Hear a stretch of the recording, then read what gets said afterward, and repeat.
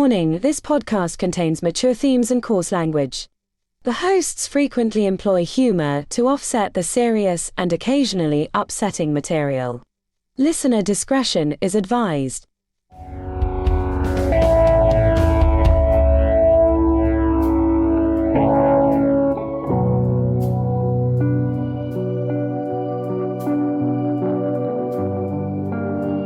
Welcome back to the Dark Side. I'm Brianna. I'm Dyson. And this is episode 81 of Dark Adaptation, Yoo Young-Chul, the Raincoat Killer.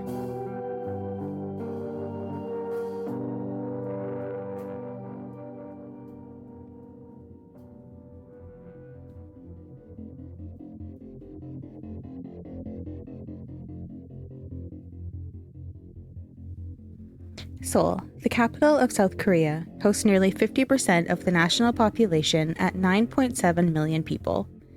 The huge metropolis is known for its impressive mix of ancient architecture and modern amenities. One minute you're walking on foot through traditional street markets to behold the beauty of ancient Buddhist temples, and the next you're hopping on the high-tech subway system to visit the futuristic design plaza. The eclectic city boasts history that is both triumphant and complicated. Today's case deals with a darker part of the city's history, as it was home to one of the most heinous and brutal serial killers. Yoo Young-Chul is pure evil. Frustrated and angered by his mediocre life, he intentionally targeted wealthy people and sex workers because, and I quote, "women shouldn't be sluts and the rich should know what they've done." All of the murders were brutal. Some of his victims were dismembered. Parts of some were allegedly eaten. Yoo Young-Chul touted lots of self-imposed baggage, petty thefts to begin his criminal career, and a sex crime that sent him to jail and ended his marriage, and the dilemma of which wealthy home or massage parlor to terrorize next. This episode isn't for the faint of heart, so if you're ready to hear graphic details from mutilation to cannibalism that took place in a mere 10-month time span, let's begin.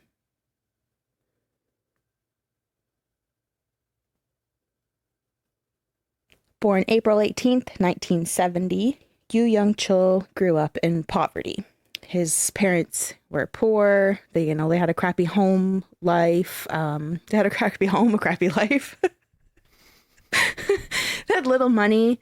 Their dad spent it on booze. The dad was a womanizer. His mom was cold and distant, and he was bullied at school.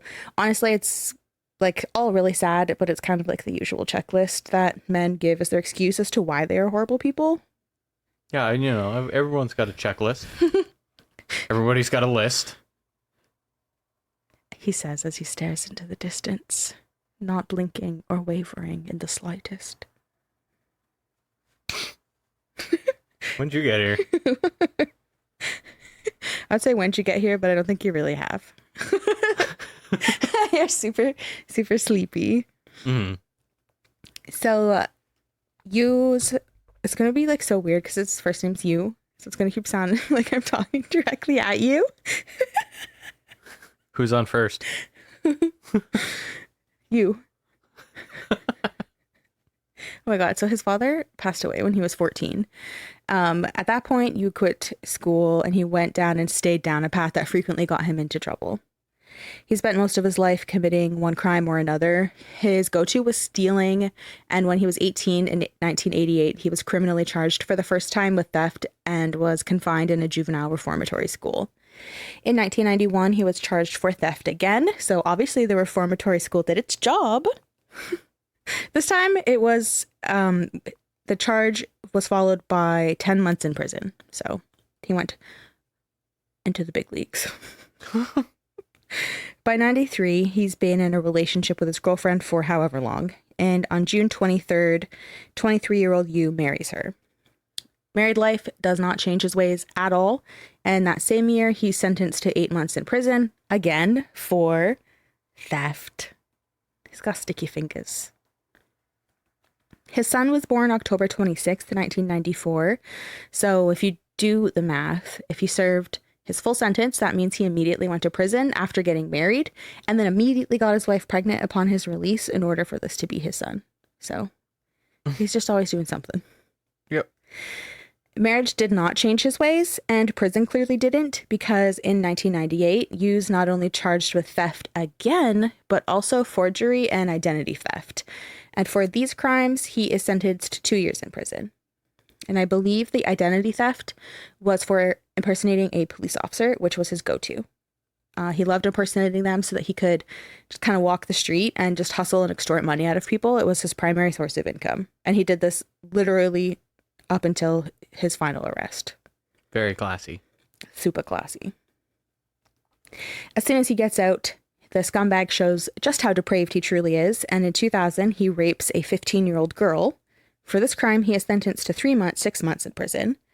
After he was initially arrested and he was in custody, he attempted to escape by faking an epileptic seizure.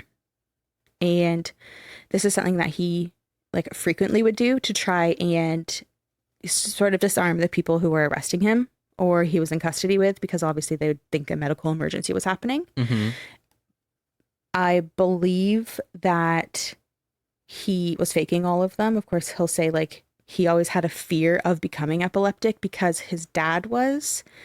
And I think there was another sibling that might have been, but he always had a lot of health anxiety about it. He was really paranoid that he would inherit whatever sort of illness, mental or physical, that his family had. So he would just kind of use them to benefit him instead in certain ways, if he wasn't just completely stressing about them. So just an all-around piece of shit.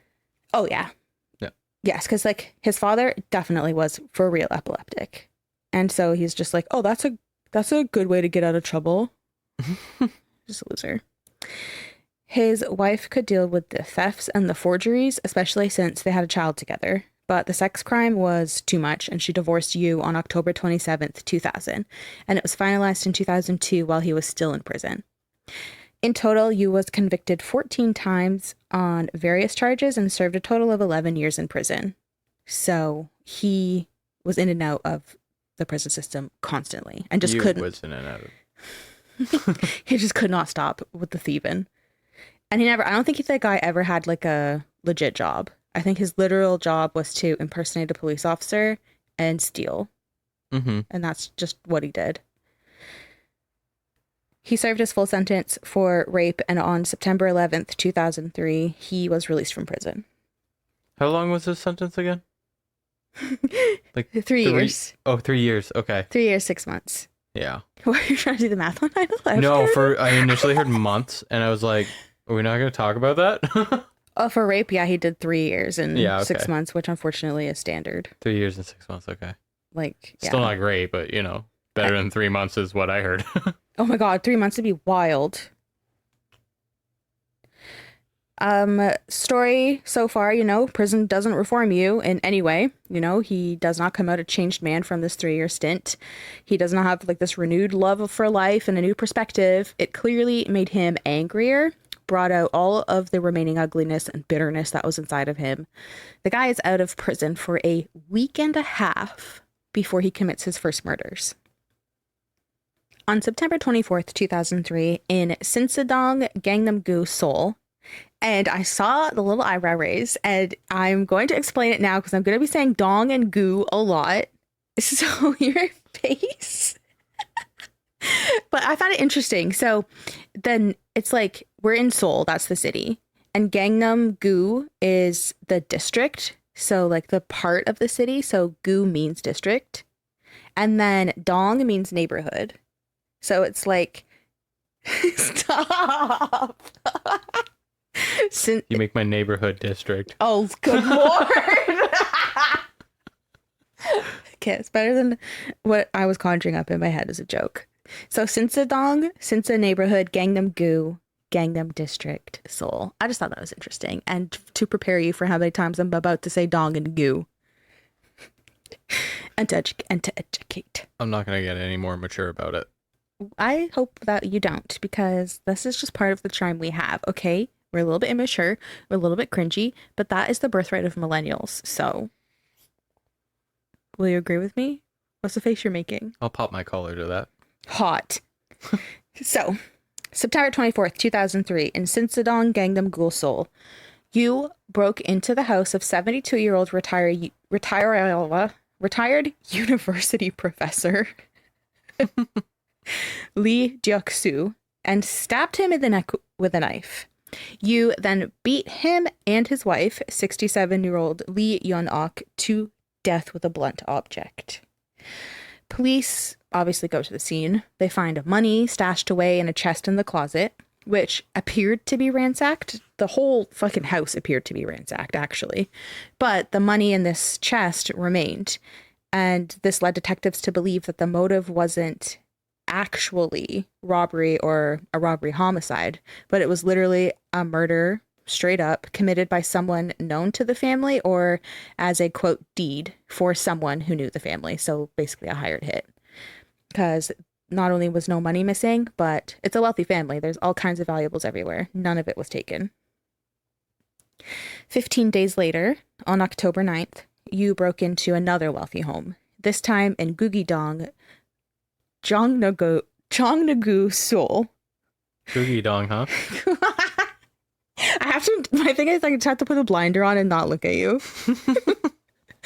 85-year-old Kang Yoon-sun, her daughter-in-law, 60-year-old Lee Suk-jin, and Lee Suk-jin's disabled son, 35-year-old Go Jin-soo, were all bludgeoned to death with a blunt object.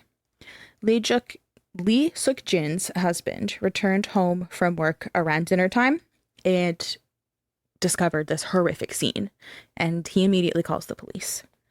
Investigators arrive, so because it's a brutal homicide, I found it interesting to know that obviously police and detectives are going to show up, but then it's standard to have 5 CSIs and 1 criminal profiler. So that's who arrives on scene. Everyone says when they entered the house, there was this ominous air, very spine-chilling. There was this feeling that permeated the air for all investigators. It did not matter if you were on the force for decades or if you were brand new. Everyone was horrified by what they saw.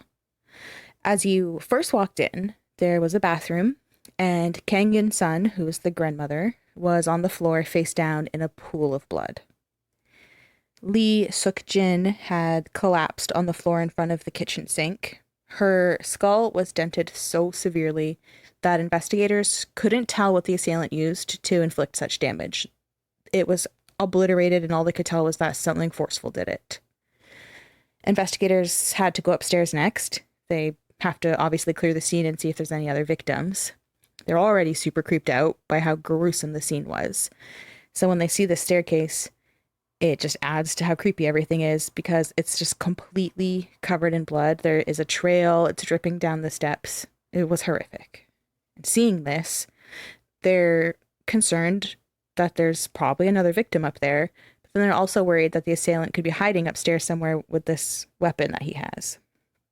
So they kind of just strap up and they move past their fear and they ascend the steps. And that's when they find the third body, who is Go Jin-soo, the son, and his head had been beaten more severely than his mother's somehow, to the point that it had cracked open, and his brain and brain fluids were spilling out onto the floor. Oh my god.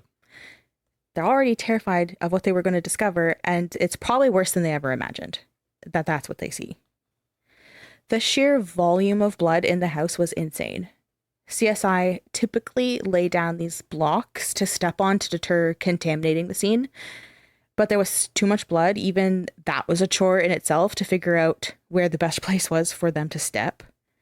All of the blood, in its own way, proved kind of helpful for them because as they're processing the scene, they found partially bloody shoe prints left on a little mat or a towel or something.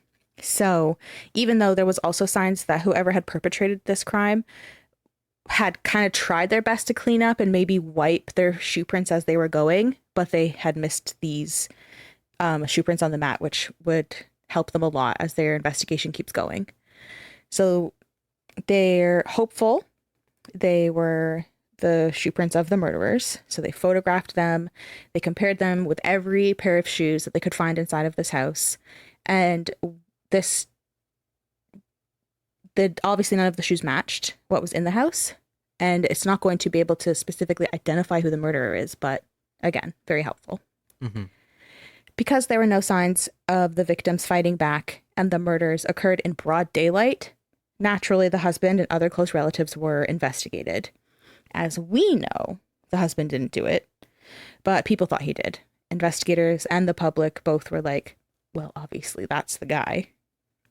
And he's being questioned as a suspect about the brutal, gruesome overkill of his mother, his wife, and his son, when in reality he had nothing to do with it, and he just wants to grieve, but he can't until he has some sort of answers, and the police get off his back.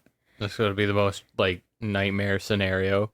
Absolutely. Like, you don't even get to grieve because you're literally trying to, like, tell everyone you didn't do this, and the guy who did it is, like, out there. Exactly. Yeah. And the people you would usually go to, because everyone was living in this house. His mother lived with him, his wife, his son. Those are like your close people, I assume. Probably in your hardest times, you want to vent to your wife. And like, she's one of the people who's gone. He had a godson who they became really close during this time because he was kind of the next in line sort of to be like that confidant. And he was talking about how in the house there was this fish aquarium, and the husband was grieving so bad that he would sit by this aquarium and he would talk to the fish and he would ask them, like, who did this? How did my family die? What did you see? And he was like begging the fish to tell him something because he was just so desperate and grieving and didn't know what to do and knew he didn't do it, but no one believed him. Holy crap. Just absolutely heartbreaking, super gut wrenching, especially to know that he didn't do it. Yeah. Just hold on. I gotta talk to the fish for a minute. Right? Crying to a fish tank? Like, what did you see? It Tell just me. shows how, like, alone he was in that time. Absolutely. Yeah. And you're trying your best to help. You're giving everything you can. And they're like, we don't believe you. You probably did it. And you're like, I didn't. It's fucked up. While investigating and processing the scene, police noticed, quote, suspicious people around the property just kind of loitering about. Turns out they were detectives from the Gangnam police station who said there was a similar case in Sinsadong, and they were there to glean any information that could help their investigation. This isn't actually unusual. The structure of the Seoul Police Agency is very strict, but it also works almost on this like reward basis. So if there was a ton of crime that were going unsolved and you were seeing no arrests, then you as an officer or detective risked losing your chance at a promotion or could be evaluated poorly, meaning you would straight up face demotion or termination. So it was normal for police to keep the crimes that they were investigating completely under wraps. That means no sharing any information with other jurisdictions and definitely not speaking to the press. So information sharing with any other entity would only happen after an arrest was made or they were certain of where their investigation was going.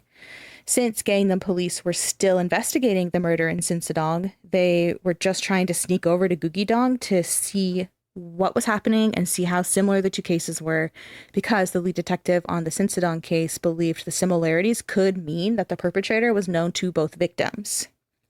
Mm-hmm. But they had to sort of move about this very silently because Seoul's police agency didn't want to hear it. The agency was afraid that if the citizens knew that there could be literally a serial murderer, then they would already become incredibly anxious knowing that information. And since it was already a very tumultuous time, they wanted to avoid that at all costs.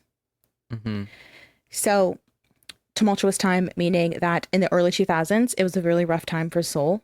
The financial crisis of 1997 was still palpable. There was a huge class divide that saw poor people disenfranchised and completely struggling while the rich got richer. There was corruptions of all sorts in businesses with the police.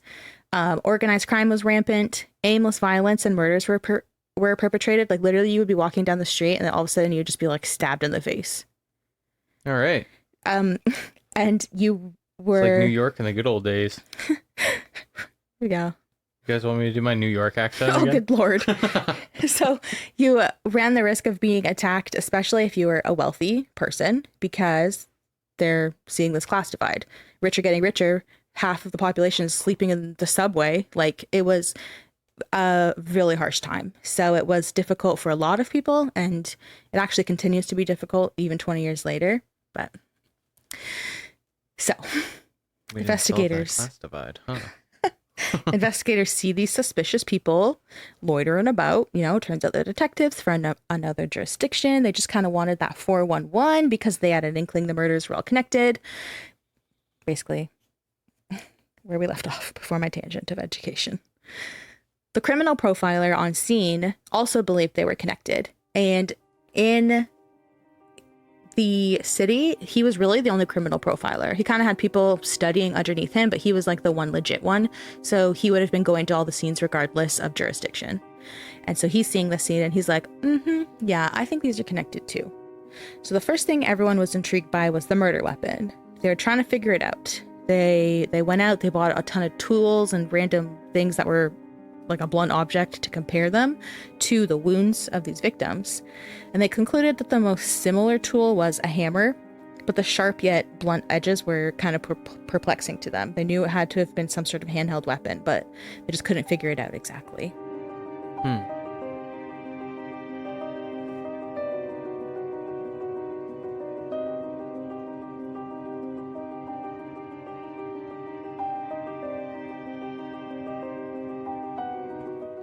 6 days later, on October 16th, Yoo strikes in Gangnam-gu again, but this time in Samseong-dong. He entered the house, dragged 60-year-old Yoo Jun-hee to the bathroom, and beat her with that same blunt hammer-like object. Her son found her at 1:30 p.m. She was still alive, but in really rough shape, and sadly she died 30 minutes later. Detectives and CSI examined inside the house. Then they moved outside to look for clues.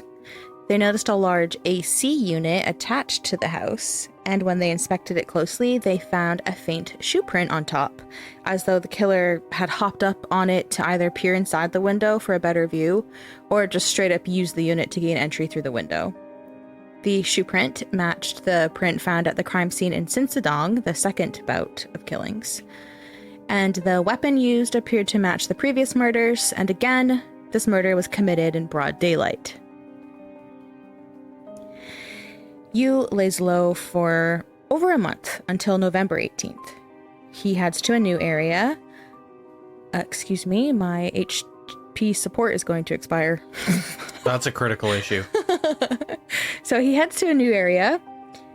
Excuse me. Hyewa. No, HP support. I closed it. I don't need that shit. I don't even know what HP is. Like, is that my printer? As we riff over top of like some beautiful piano music that I was trying to set the mood with. Let's figure this out. What's HP support? Is it the printer? Your toner is running very low, by the way. Do you want to like address that? I should not address it. I should actually go into my HP support. Yep, it's expired. I don't know if people could hear me aggressively typing on my keyboard. Probably not. Okay, anyway, Yoo lays low for over a month until November 18th, and then he heads to a new area in Hyewadong in Gangno-gu, and he breaks into another wealthy home in the middle of the day. Using the blunt weapon, he kills 87-year-old Kim Jong-seok and his housekeeper, 53-year-old Bai Ji-hai. After killing them, he ransacks the place and comes upon a safe, but while attempting to open it, he accidentally cut himself, so he set fire to the house to destroy the DNA evidence. Obviously, he tried to clean it, did not trust that he got it all, set the place on fire. I hate that because, like, that's not a terrible idea. Right? Yeah. So at 3 p.m., nearby residents notice that there is a fire and they report it. Amazingly, I said that weird. Amazingly, a 1-year-old boy is discovered in the home hiding under a blanket. So there was like a literal baby that was just hiding under a blanket as the, I think grandfather or great-grandfather was murdered. And the housekeeper is murdered. And the place is set on fire. And there's a baby just hiding. Yeah. It's so sad. Amazingly, though, he was like largely unharmed. I think that he was maybe treated at the hospital for some smoke inhalation, but really got away totally unscathed. That's very fortunate. I really don't think that, even though Yu's a fucking piece of shit, I really don't think he would have killed the kid though if he knew that he was there, because there's like this weird love that he has for his own son, and like really wanted his son to have a good life and thought about the better ways he could do to enhance his son's life. Mm-hmm. And I can't imagine that he would have killed a 1-year-old. But Takes a special kind. I mean, he this did guy's set the fucked, house on fire. but I mean, there's usually like an MO type person that wouldn't care about that. Yeah, but it's just amazing that this little boy was fine. Now, because someone had set fire to this house, obviously whoever had perpetrated the crimes, detectives initially believed that this crime was separate from the first 3. Even though you have this MO of breaking in during the day, murdering wealthy older people, and ransacking the place, then and they're housekeepers. That's what's already pissing me off. Yeah. Like this like modern day like serial killer Robin Hood, except for he's like killing poor people as well. Yeah, a little housekeeper who's like, Yeah, oh like my a God, like a sorry I housekeeper. even came into work today. Yeah. Like I'm just out here grinding and you're out here fucking killing everybody, Mhm. dick. Also, like, don't kill anyone, even if they're rich, but you know. Yeah, but Hypocritical. I do have a note here later, but also it's not like only old people can be wealthy. There's young people that are wealthy. This guy is just a straight up loser who didn't want to try to attack anybody that could overpower him. So he targeted seniors because they don't really stand a fighting chance. Yeah. So like, you're just a pussy. Yeah. You spied on these houses, you watched them, you creeped in their windows, you saw that it was an old person, so then you went in. While a lot of these families live together as families. There's going to be younger people that live in the house, but he was doing it in broad daylight when obviously these younger people are out of the house, at school, at work, whatever. Like, he's a pussy. Mm-hmm. He went in there to overpower older people. Like, just a loser. So, yes, the detectives are like, I don't know, this scene has been set on fire. I don't think this is the same guy that's doing this. Because of the damage done to the safe, they suspected it was a robbery homicide that ended with arson instead of these typical fake robbery homicides. The homeowner was found lying in bed with stab wounds all over his body and blunt force trauma to his head. The housekeeper was beaten over the head, and both bodies were partially burned. Amazingly, despite the fire, the blood, the water, and everything else at this scene at this point, a shoe print was discovered that matched the previous shoe prints discovered at the other murder scenes. So, investigators realized this crime was connected because they're looking at these shoe prints. They're the exact same. They also determined that the shoes were buffalo shoes. I think that literally is just a sneaker. I recognize these tootsies anywhere. It's probably what they said. I've seen these tootsies before. I hate calling them tootsies. It's so creepy. A combined headquarter was set up for all 3 police jurisdictions to work together as a unit and investigate the murders. The fact that the 3 precincts were working together was kept confidential from the public and the media, but word that the same person's likely responsible for the string of crimes is spreading.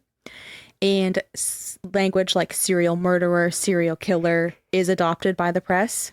And that's exactly what the Seoul Police Agency didn't want, because it would strike fear in people, which it did. It was a huge deal. It was very scary. This would have been the first known serial killer in the nation. It's unprecedented times in many ways. So it was horrific. People were terrified.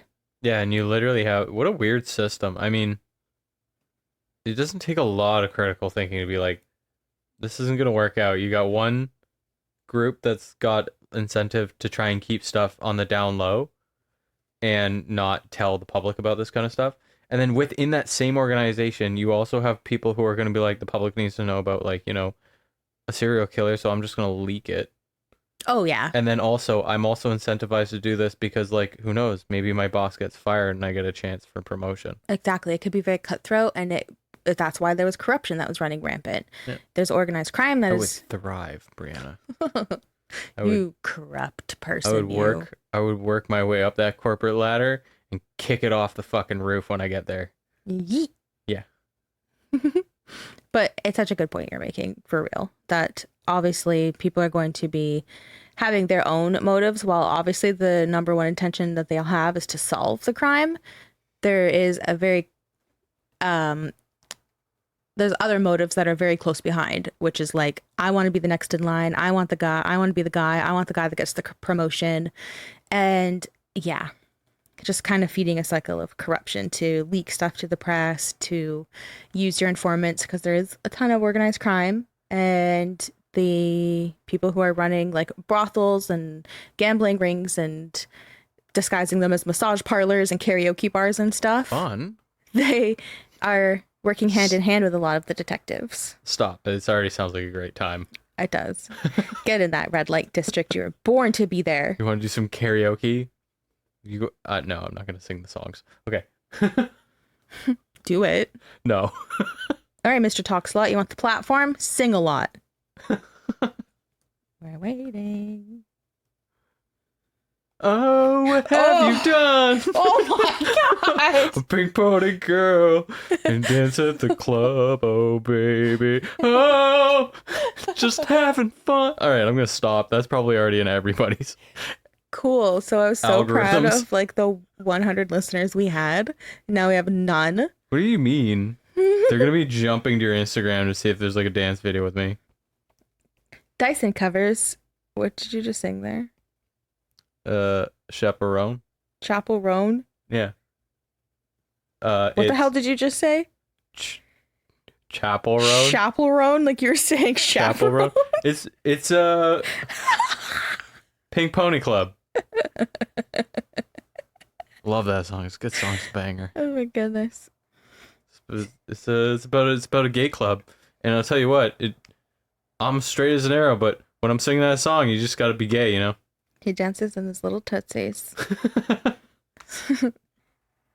Even though the three jurisdictions were working together, combining forces, they really didn't have any substantial evidence to go on. They had matching shoe prints. They suspected the same weapon was being used. But, like, that's nice. A shoe print. God knows how many people could be wearing buffalo shoes or whatever the fuck sneakers they're talking about. You think everyone's using the person's using the same weapon. That's nice. That's not enough at all. Mm-hmm. However, they did have a lot of facts about the crime scenes and whatever the criminal profiler was creating about the perpetrator.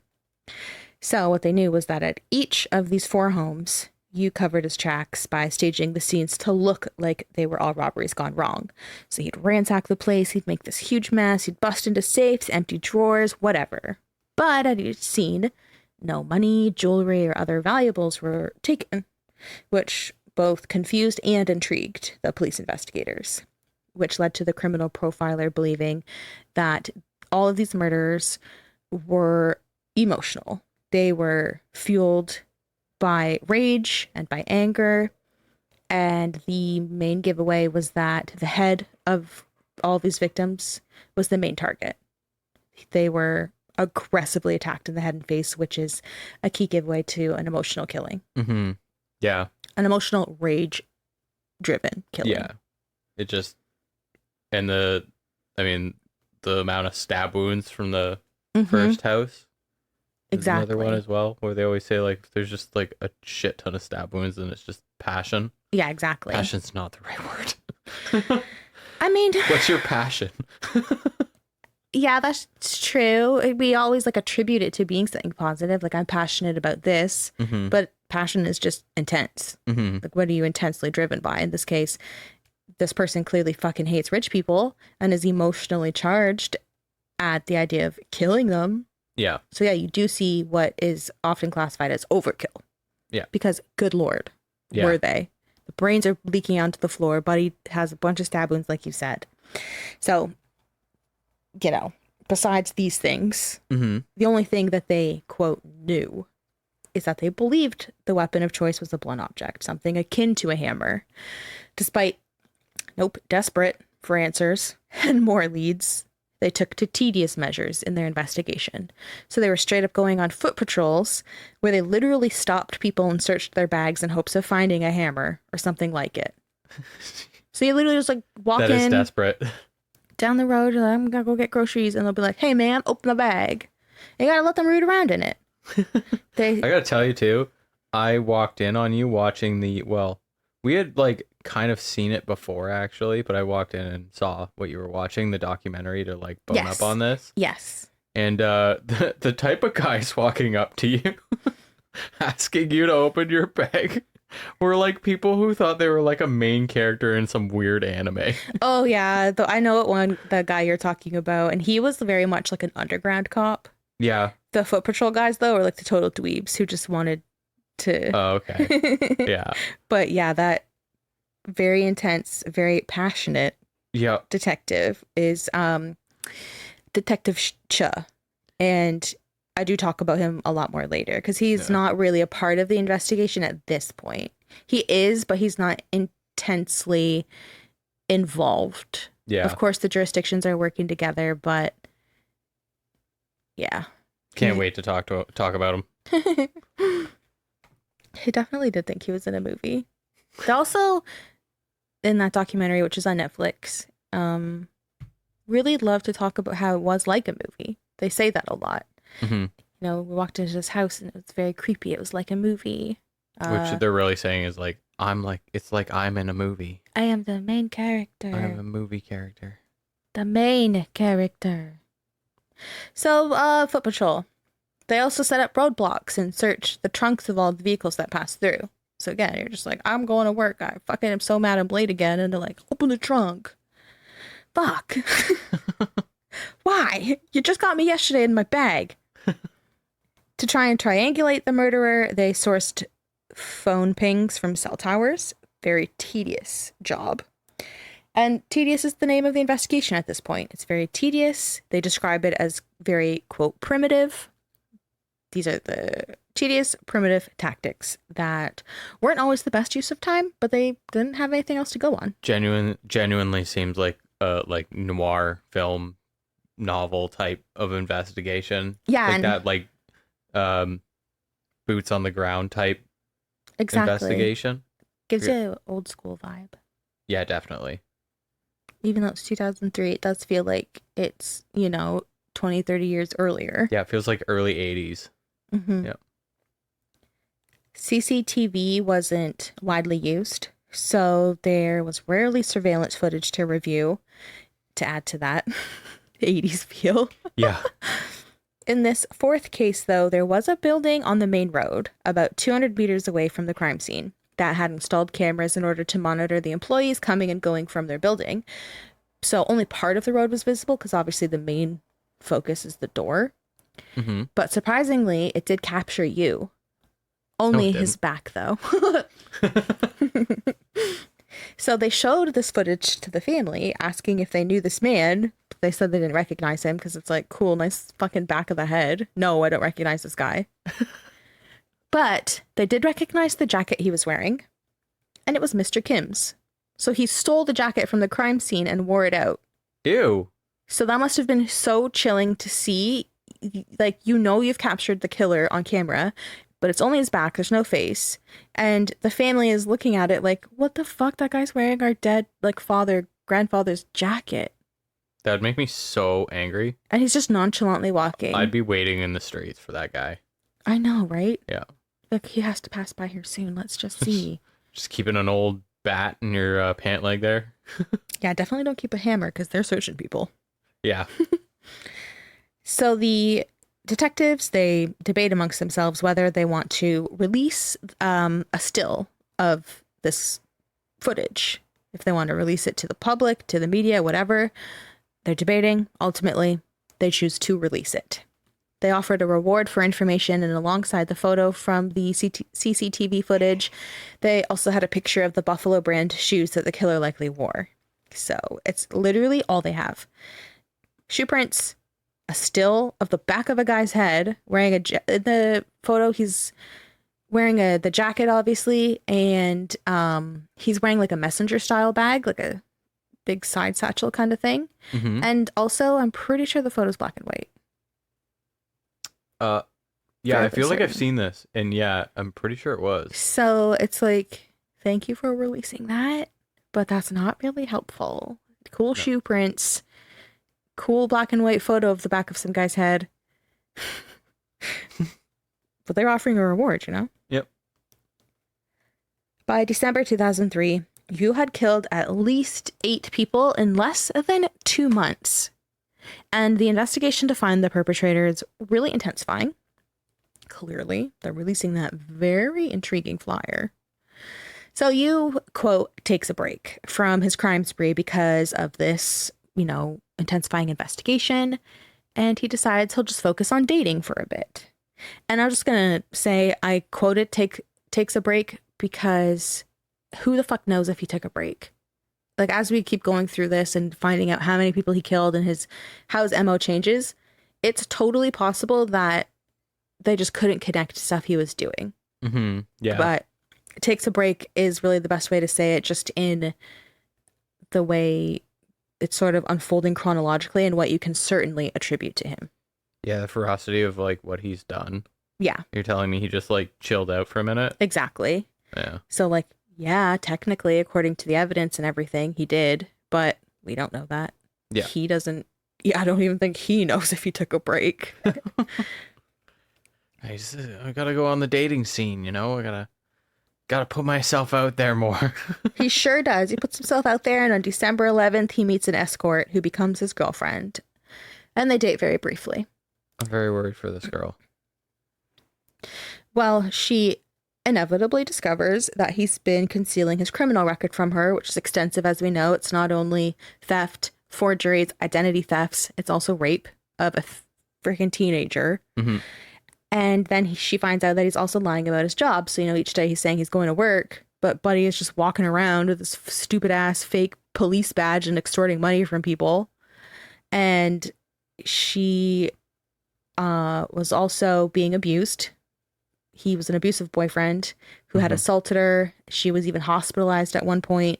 He is just a horrible partner. Piece of shit. Mm-hmm. In January, he was briefly arrested on a minor theft charge, and he's held for 2 days and released without the police checking his criminal records. So if they had seen that Buddy literally has 11 years total at this point of prison time and jail time for thefts, he would have been held much longer for sure, because they would have been like, Buddy, like, you're the epitome of a repeat offender. But they never checked his records. They just let him go. Yeah. And imagine they'd kept him and he had to serve at least another like few months or something. So much could have been avoided. Yeah. But they just didn't check his records. Lives would have changed. Yes. Like, for, like, not just victims, but, like, victim families. Exactly. And there's like at least 11 more victims, I think. Oh, God. More, actually. So, like, it's like, just to think about it, you're like, oh my God, all you had to do was run his records. What are you doing? Yeah, what were they doing? They probably just had their plates full or didn't give a shit. Or he looks really unsuspecting. They always talk about how he's like a really handsome, clean-cut guy. Not like any of the usual criminals that they see. So people just always talked about how they were like kind of disarmed by that. I wouldn't be disarmed by that. I would be like more inclined to be like, what the fuck is this guy's story? If he's coming in here clean cut, like he shouldn't be here, and he's got a petty theft charge. For real. I'd be like, what? He probably faked a seizure, and they're probably like, oh, I'll just get him out of here. I don't know that for sure. Meanwhile, I'm in the back just flicking the lights on and off. Trying to make it worse. But yeah, it's such a good point. Like, who the fuck cares if you look clean shaven? There's literally like, not a joke, but like what people will say is like, the pedophiles live in the suburbs. They're not, in the slums. Those are the guys you got to watch out for, because they're the ones who are protected, live in the suburbs. Like, that's literally a thing people say. Yeah. So who cares if you are wealthy or whatever? You could still be a freak. Yep. After this arrest, the girlfriend is obviously like, okay, what else are you hiding from me? Finds out, she dumps him, telling him never to see her again. She's fucking done. It's also reported that he proposed to her and she turned him down and left, but I think it's more along the lines that she was done with him because he's a piece of shit who literally assaulted her and then got arrested. Yeah. On something separate. So it's just like keeps painting a picture of why he's a douche. Yep. And she's like, I'm done. So she gets away on like fairly unscathed in comparison to his victims. Yeah.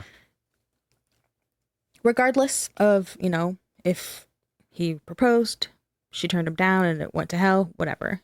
He does take this breakup terribly. He harasses her, he stalks her, he calls her and texts her incessantly, but she just cuts him off, blocks, she's done, goes on with her life. Does not even engage or entertain the idea at all, which is the best thing that she could have done. Just fucking walk away. The breakup leaves him extremely bitter, very, very resentful of women, especially escorts and sex workers, because that's what she was doing.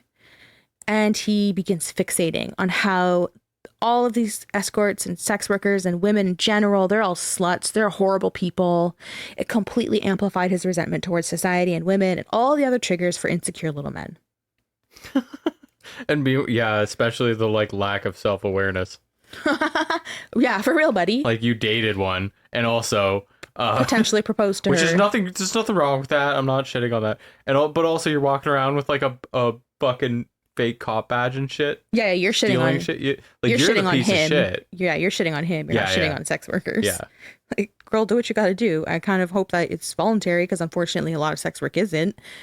But that's not the problem here, buddy. It's you. Yeah. You fucking piece of shit. Read the room, you. Yu's, quote, brief killing hiatus, already explained the quotes there, ends on February 9th, 2004. And Namdonggu Incheon, he kills his ninth victim, 47-year-old Chung Young-dae. And Incheon is a city southwest of Seoul, I'm pretty sure. Southwest. Neighboring city. You get there by train, I'm pretty sure. An adjacent city. An adjacent city. Adjacent metropolis. A surrounding part of the country. Area in the south and western region. I'm like, I'll explain what a dong and a goo is, but direction-wise, I don't know. Incheon, it's there. He went there. In Seoul, police believed they were looking for a serial killer, so it was too risky for him to murder there. He doesn't want to keep leaving the city to satiate his bloodlust, because he's like, cool, Incheon's not that far away, but then I still have to like go all the way there.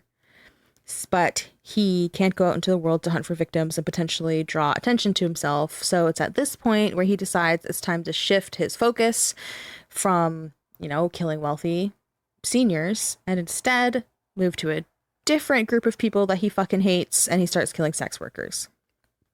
He still views them as sluts who deserve what they have coming to them and blah, blah, blah. This is like just so ignorant. Like I had already said, like you kind of hope if someone's doing sex work, it's voluntary at least. But it's just so ignorant and misplaced for so many reasons that he's like, I hate these women because they're sluts. Because a lot of the time, women who are in sex work are trafficked. They have been lured by misleading job ads and such. Some of them have just been straight up abducted and forced into it. A lot of these women and girls are in this line of work against their will, so to judge them as like sluts and disgusting women with no self-respect is out of line. Like it's a judgment he wasn't qualified to make at all. And he's like overlooking an inherent part of what often means to be a sex worker. And also like you're just a fucking loser. You literally make your money because you go around pretending to be a police officer and stealing money from people. Like you're not special. Like you're laughable. Yeah. You're laughable. Remember that. Prostitution, as they so lovingly call it, was illegal, but, quote, liberal in practice. So I kind of already touched on it, but there's obviously organized crime all over the place. So pimps were crucial informants. There was lots of bribes happening in this corrupt police force. There was a crackdown happening on brothels and other prostitution rings in the red light district. So it was commonplace for sex workers to go and meet the clients at the client's desired meeting place to keep things on the down low. Whereas usually you kind of just walk into the karaoke bar, the massage parlor, and you get a girl. But because these crackdowns are happening, instead now the girl was forced to go out and meet them at wherever they wanted to. That's not safe. No, not even a little. No. It's like why not? It's the wrong reasons that pimps wanted to protect the women they had working for them because they just see them as their moneymakers. Yeah. But at least when it was happening inside of the brothel, they were protected. Yeah. Because they don't want you to harm their source of income. Yeah. But then you send them out into the world to God knows what freak. That's horrifying. Mm-hmm. So you would have them over to his apartment. They would talk. He would make them instant noodles. And then they would have sex. That is like, seems to be the common thing he'd do. Instant noodles, yum, ramen. Like shitty ramen. Jesus Christ. He'd give them like legit. Like cup of noodle. Yeah, it was like. I was going to say, I don't even know what kind of currency it is though. I was going to make a good joke and then it didn't work. Oh, I don't know what the Korean one is. Anyway, yeah, instant noodles, then they'd have sex. So like, just getting down with a belly full of instant noodles. After they'd have sex, when the woman was getting ready to leave, she would typically use the bathroom before heading out. If she was not voluntarily using the bathroom, you would kind of entice her into the bathroom by asking her in there for whatever reason to shower with him, whatever. You called the ledge you have to step over to get into the bathroom, quote, the threshold between life and death. In this space, I have complete control over this person's life, unquote. This guy's a freak. Do you think that was audible? Me face bombing? That sure was. I kind of hurt that one. It was slapped good. So, yeah, he'd entice them into the bathroom. He kept his weapon on a shelf within reach of the bathroom doors so that he could just quickly grab it and then bash them over the head. And everything he did to the victim, you know, the murdering part and everything else that followed, that happened in the bathroom only. In order to dispose of the bodies, he had to dismember them. He lived on the 3rd floor of the apartment building, so he would definitely be noticed trying to lug a body out. Mm-hmm. In order to prepare for the dismemberment of his victims, he went to the hospital and got a full body x-ray done of himself. And he asked the x-ray technician to burn the results onto a CD so that he could take it home. And he studied the anatomy and was then able to efficiently chop up the body into like 16 to 18 parts, depending. That's fucking upsetting. Who even thinks of that? Yeah. That's fucking bizarre. An intelligent person thinks of that, and that's fucking upsetting. Horrifying. Guess he didn't have like AOL online, huh? Oh, no, definitely not. Very small apartment. Obviously didn't have that much money because he literally just went out and like basically hustled people's pocket change out of them. Yep. Also, he could have just like gone to the library and got a book on anatomy, but you know, he has to be really extra about it. Yeah. So he would, learn to dismember them that way. He started by bashing the women's faces in to distort their identity so that if their heads were discovered, you had no idea whose face you were looking at. Mm-hmm. He then cut off the head, tied their hair back with a rubber band, and hung the head from the towel rack or toilet paper holder so that the blood would drain out. That's disgusting.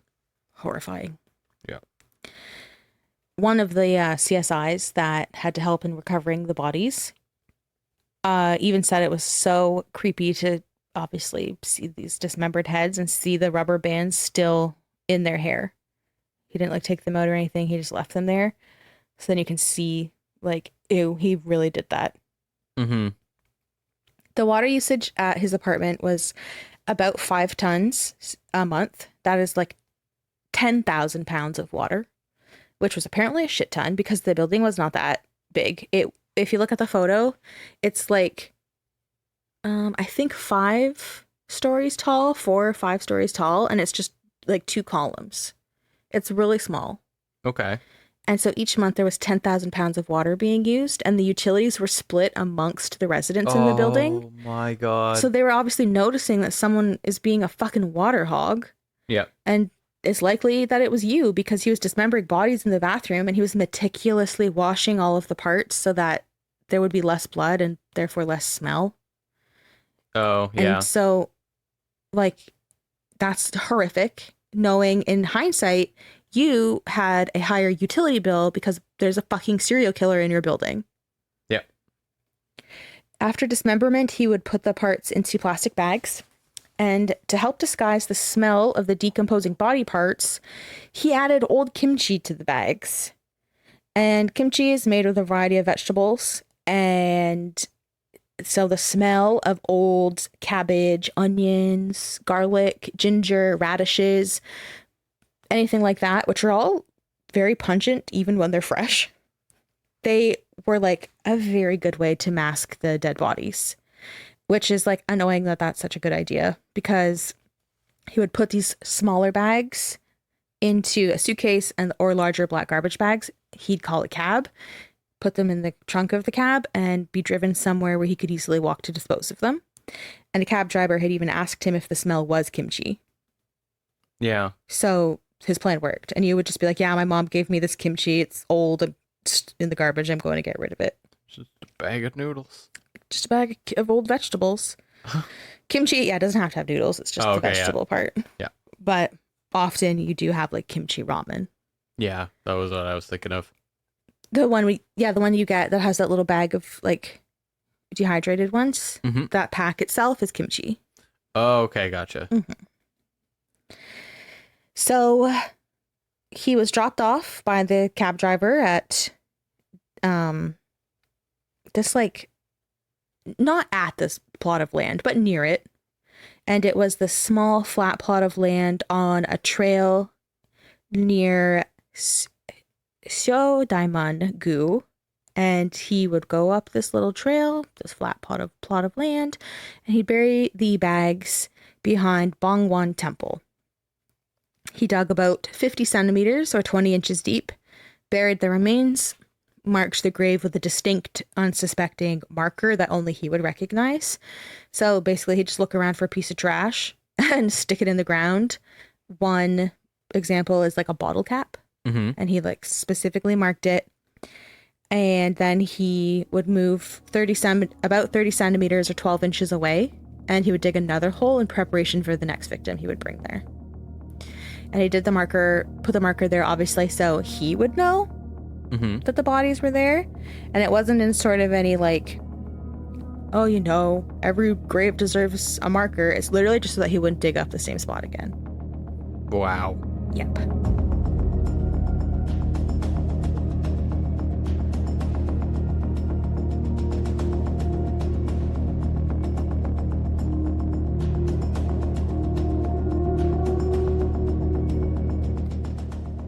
Between March 16th and July 13th, Yoo murdered at least 10 women in this manner, you know, luring them over to his apartment, killing them after sex, and burying their remains.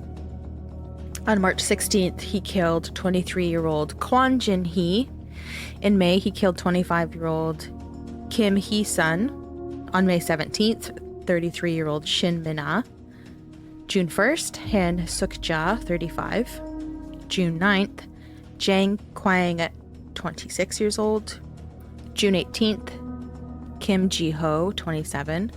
June 25th, Woo Koo-yun, 28. July 2nd, Kim Mi-young, 26. July 9th, Go Sun-hee, 24. And his last known victim was on July 13th, and that was 27-year-old Im Mi-yeon. Amongst these murders of sex workers, Yoo killed a local street vendor. He had supposedly bought Viagra from 44-year-old An Jae-sun. Turns out he scammed Yoo because it was fake, or like maybe you literally are just the most heinous person and you can't get a boner because you're like just the worst disgusting person. He's not even old, he's like 30. Like you can't get a boner. Yeah, what is that? What the You probably have psychological damage, that's why. You're too young for that. But, you know, he's like, you scammed me, this shit didn't work, it was fake. So on April 14th, 2004, Yoo diverted from his, you know, escort girls only plan and went back to this vendor, wrestled him into his own van, and handcuffed him in an attempt to extort money out of him and punish him for hustling him. Ultimately, Yoo killed him. He stabbed him so many times in the face that hardly any flesh remained intact. He then sawed An Jae-sun's hands off, placed them in a plastic bag, and tossed them into the sea. To destroy the crime scene, he set the van on fire. That's a lot. So much. Yep. And like seriously, something that you would probably see in a movie. Like that's not even me like making fun of the detectives who always say that. Like that's fucked up. Yeah, it's because it's just Extra? yeah, well, like it's premeditated that weirds me out because like if someone's this unhinged normally, they like lash out. They don't like plan a return, capture this person, That's true. and then like try to like take the money that they have and all this kind of stuff. Like it's like a whole setup he had going. That is true, because I was thinking about it and I'm like, well, yeah, he probably handcuffed him because he was always impersonating a cop, so he probably had those on him. But the fact that you sawed his hands off, I doubt Buddy had a saw. So you definitely like brought that shit with you so that you could do this horrible plan. Yeah, this was like it's like he saw himself as like that scene in the town where the guy like comes where Why'd you gotta bring a good movie into this? he comes in, he's like, I can't tell you what we're gonna do, but we're gonna hurt somebody. Like, yeah, he thinks he's that, but everyone's like, dude, you're like 30 and you can't get a boner, loser. yeah, like over Viagra, fake Viagra pills. Like this is maybe don't even mention it. Maybe they weren't even fake. I think Buddy literally is just such a horrible person. His body was turning against him. Early on the morning of Thursday, July 15th, 2004, Yoo calls a brothel looking for an escort. The brothel was suspicious of him because the phone number that he was calling from belonged to one of their missing girls. So the owner thought maybe this guy's the culprit, the reason that his girls are going missing. So the brothel owner called one of the Gangnam detectives that he knew about his suspicions. Remember, I had talked about how a lot of the times brothels are working with officers because they are really good informants.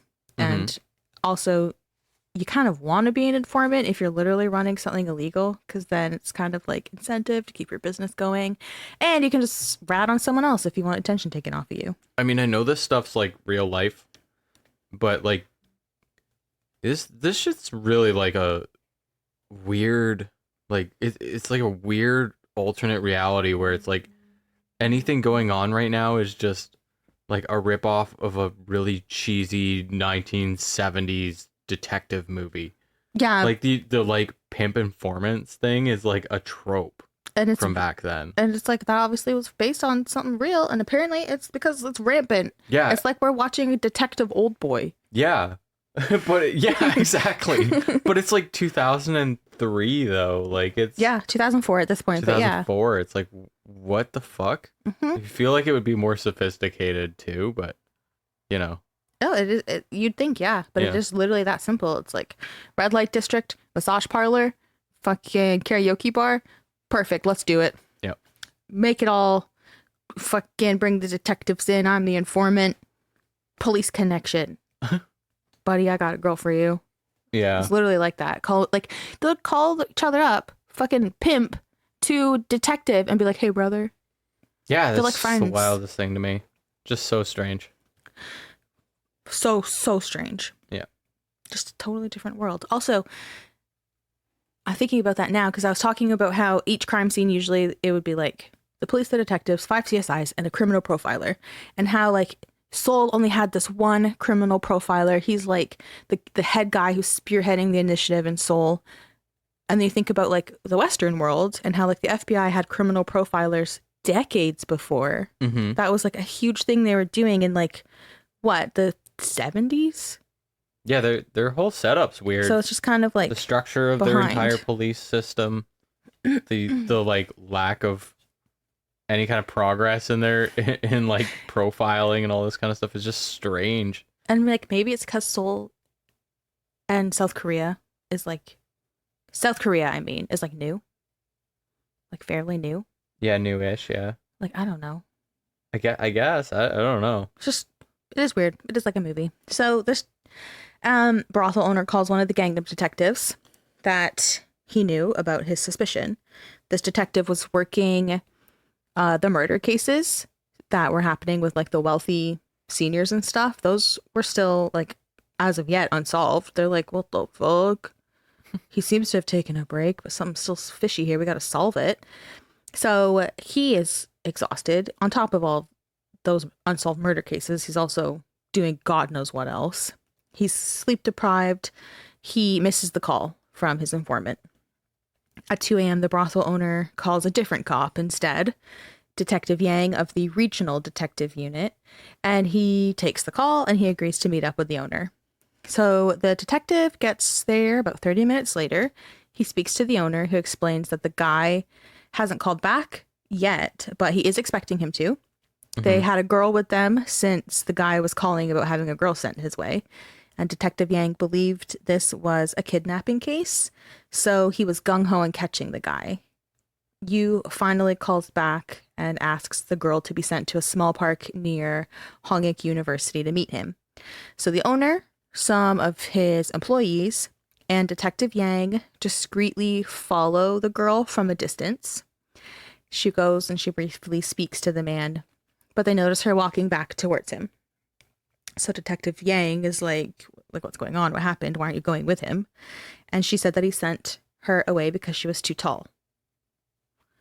Because she could probably overpower him. Exactly. Yeah. So it turns out that Yoo is very selective and very particular about who he would kill. He didn't want anyone that stood a fighting chance, but mainly he wanted women who were very short, very petite, and if the woman was tall or on the chubbier side, he would send them away because they would be too hard to dispose of later. Because he has to dismember them and lug their body out. And if they are not even like big, just not tiny, then he was like, go away. I don't want you. So you immediately called the owner again for a different girl, telling them to send her to a specific alleyway, not so far away. So this new girl goes there and then calls the owner saying that the guy is there, and Detective Yang immediately runs over to apprehend the guy and calls his superior about what's going on. And he explains that, one of his informants told him that these these massage parlor girls are going missing, and the guy just apprehended, the detective just apprehended a guy who might be responsible for these missing women. Now, police knew that there were young women being randomly attacked and murdered in the area. Starting in April 2004, there was an active killer known as the Rainy Night Murderer, who stabbed multiple women late at night in southwest Seoul, but they didn't know about the missing women. So they leaned into this possibility that they could be the same guy, and they went with it. Yoo fought so fiercely against being arrested. It took Detective Yang, the owner of the brothel, and the employees that were tagging along to detain him. He just straight up went berserker mode.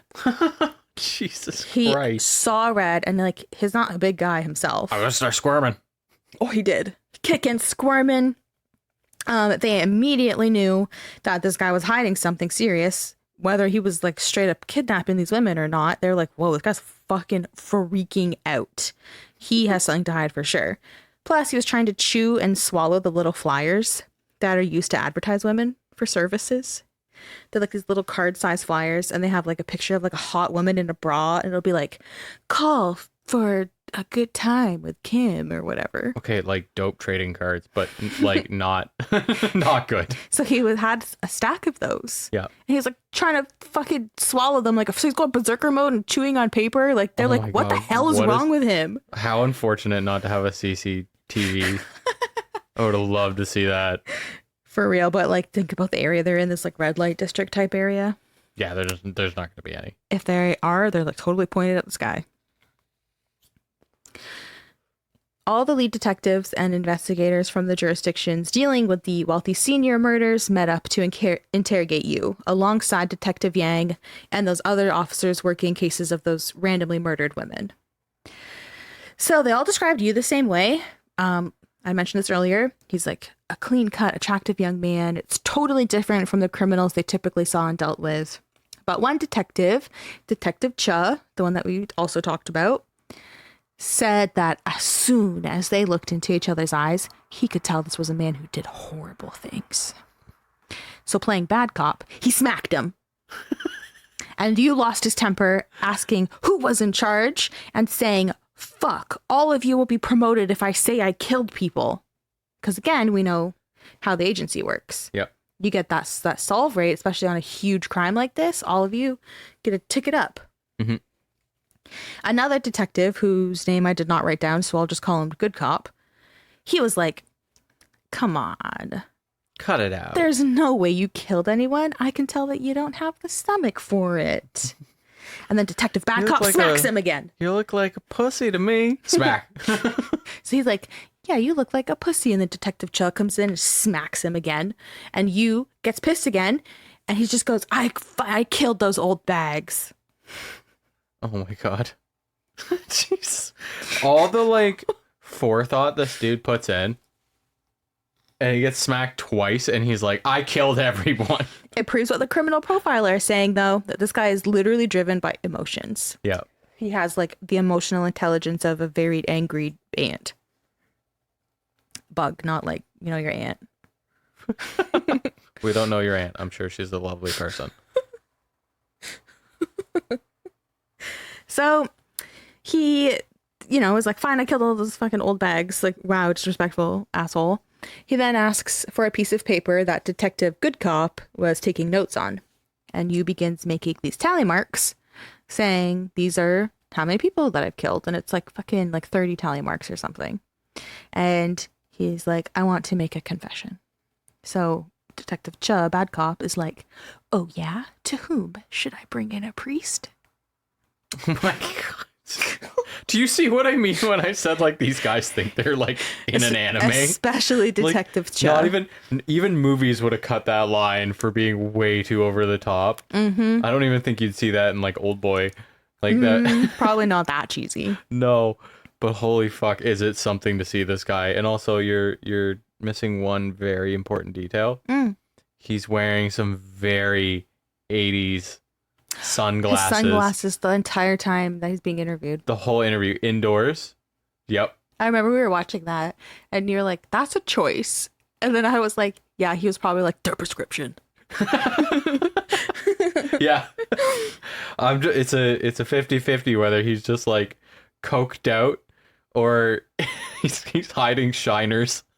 Well, yeah, probably. He's probably going to the red light district in these places and like the underground gambling rig or something. Oh my god, he's the red light Batman. For sure. Okay, Definitely. well, I kind of want that now. That should be a comic book. They call me Kimchi. I'm sorry. I don't know. I didn't They know any call other me Korean words off the top of my head. Kimchi. So Is kimchi even Korean or is it just Asian? I have no idea. Don't ask me these cultural questions. Right? I'm like, let me tell you about how the Seoul police agency operates. And then I'm like, what's kimchi? Okay. So yeah, he's like, oh yeah? Detective Bad Cop's like, oh yeah? To whom? You want me to bring in a priest to hear your confession? And then Yoo is like, no, I want my mom. That checks out.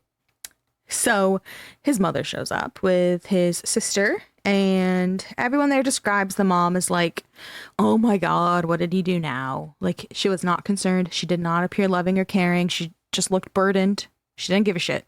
Mm-hmm. He eventually tells her, quote, I'm here because I killed a lot of people. And she fainted and had to be taken to the hospital. She was so horrified and shocked by what her son said that she just left the chat. Why did I write that? Well, I don't blame you because I mean, like, could you imagine that you're walking in, you're like kids constantly just getting pulled in for like, actually, no, I take that back. I forgot about the rape. So never mind. I was going to say the petty theft shit, but yeah, no, never mind. And in hearing him like later talk about and cry about his childhood and how they were all poor and it was hard and the mom was very distant. She did not have like any sort of emotional warmth. She didn't really care. So she left the chat? She left the chat a long time ago. At this point, she just straight up muted it. Yeah. Of course, the police are like, hell yeah, we finally apprehended our guy. But they're also kind of suspicious that he could be confessing to murders for attention. You know, that happens all the time. Unfortunately, people are freaks. Yep. So they ask him, you know, if you really did this, you got to come to the scene. You got to take us there and you got to verify the details of the crime you're confessing to. So the first scene that they went to was in Gugidong because he confessed specifically to these killings. Mm-hmm. That's the second crime scene where the 3 people were killed, the grandma, the daughter-in-law, and the son. Right. The disabled grandson. So again, that goes with what we were saying earlier, where it's like he's literally attacking people who can't fight back. Yeah. Elderly people, disabled people, very small women. Yeah. Fucking loser. So to test him, they park about 500 meters from the house where the crimes took place. They tie him up with rope so that he couldn't run away, but they had like some slack so that he could walk. It's like walking a dog, basically. Right. Yeah. And they were like, okay, get out and walk to the house. If you committed these murders, you should have no problem getting to that house. Yeah. Which is smart, in my opinion. Yeah. God, the urge to yank on that rope real hard, though. Just keep like fucking like mid-stride, like 1 foot up. It was all wrapped around his like torso and arms to keep him sort of confined. But I so wish he had like one of those spike collars that like people put on their dogs, which is horrible, but it chokes them, tightens. Yeah. It puts like spikes in their neck. Yeah. That should be reserved for people like you, not dogs. Yeah. Also, the urge to just slap that guy, huh? Just fucking giddy up. Sorry, that was really gay. Do you want me to sing Pink Pony Girl again? Pink Pony Club? Whatever it is. I hope no one's like tuning in like, wow, what's wrong with these people? It's like literally part of the community. Hi. Not just ragging on people because they're gay. I'm just happy to be here. He's an ally. So he went to, they're like leading him like a dog, like, yeah, fucking go to the house, bring us there, buddy, if you really did it. He went to the house behind the house where the actual crime happened. And he was giving details that were only like slightly off about how the bodies were found. So, you know, the detectives were like, well, we asked him about the woman and he did say it was the grandmother, but he said that he left her, you know, face up, but she was actually face down. So like just slight little differences, which, right. You know, they're collectively wondering, is he just getting details mixed up? Because remember I had said he killed 8 people in 2 months. So he could easily have been getting a couple details mixed up or deliberately getting them wrong so that they would wonder. Because he did confess under just strictly being emotional. Yeah, and in court, you could be like, well, like all the things he told you were not correct then, right? Exactly. And you would have to say yes. So that the detectives are collectively wondering, you know, should we let him go? Is he just some sort of fucking lunatic who's craving attention and just kind of wanted to insert himself into the investigation? But ultimately, they're like, no, you know what? He did bring up very specific details in the first place. He's probably fucking with us now. So let's get him back to that police station for further questioning. We're not going to let him go. Just got to get more out of him. Back at the station, what does he do? He uses his old fake a seizure trick again. It's the old trusty. So he fakes a seizure. He was uncuffed and taken into an interrogation room to sort of chill out. They're like, whoa, what the fuck? Do we have to like call somebody? What's happening with you? And it's 2 detectives that take him into this room.